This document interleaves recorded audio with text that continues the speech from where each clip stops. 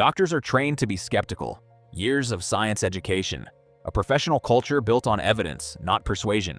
If any group of people should be immune to influence, it's them. I spent years walking into their offices anyway.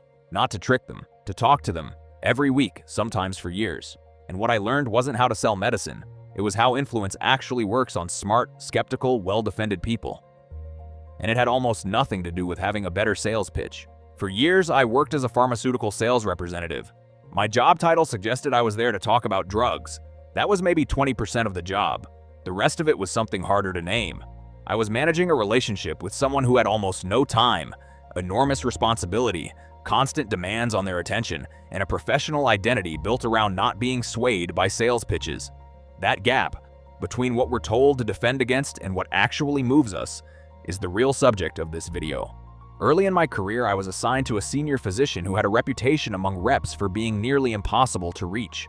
Short appointments, no patience for pitches. She rarely looked up from the patient file while I was speaking.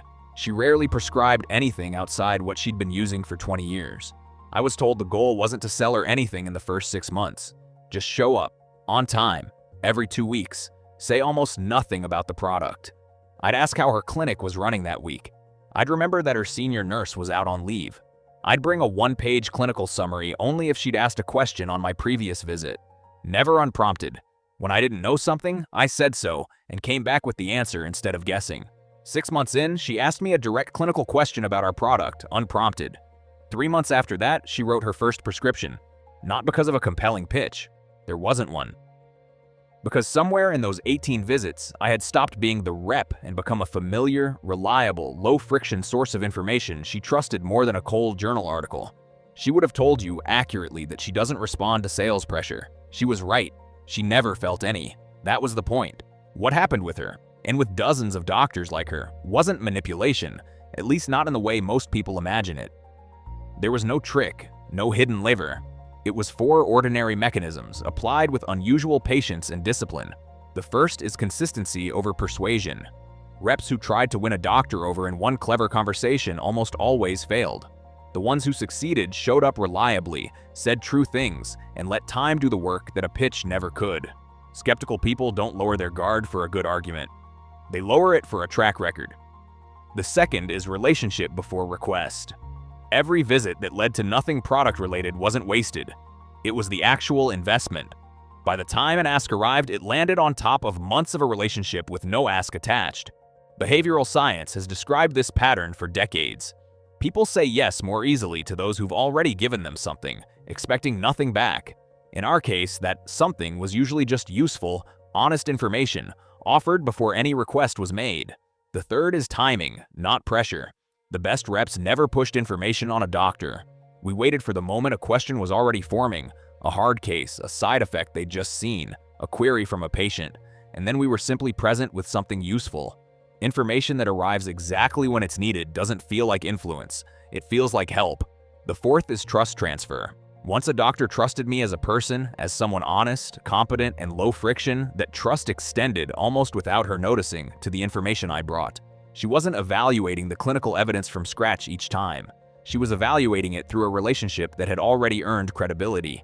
This is exactly how skepticism gets bypassed without ever being defeated in an argument.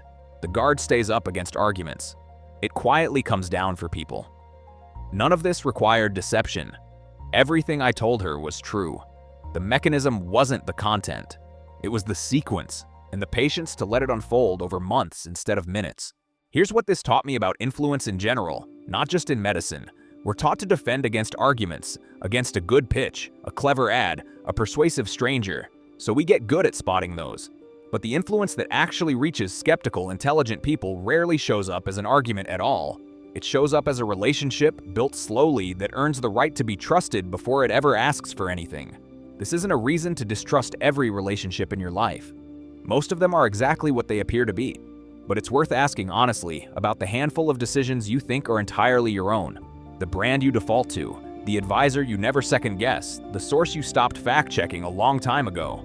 Somewhere in there is usually a person or a pattern that got there first, before your analytical mind was ever consulted. The doctors I worked with weren't naive. They were exactly as skeptical as they believed themselves to be, before skepticism ever had a chance to engage.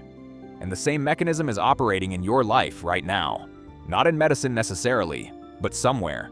This is the third investigation from inside systems most of us never see the workings of. The first one looked at how a supplement built for malnourished children became a mass-market brand by manufacturing parental anxiety. The second looked at how a clinical liquid feed formula was repositioned to healthy men in their 40s, built on midlife insecurity, despite most of its calories coming from sugar.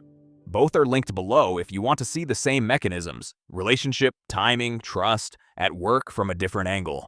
The next time you're certain a decision was entirely your own, ask yourself one question: who earned the right to influence it?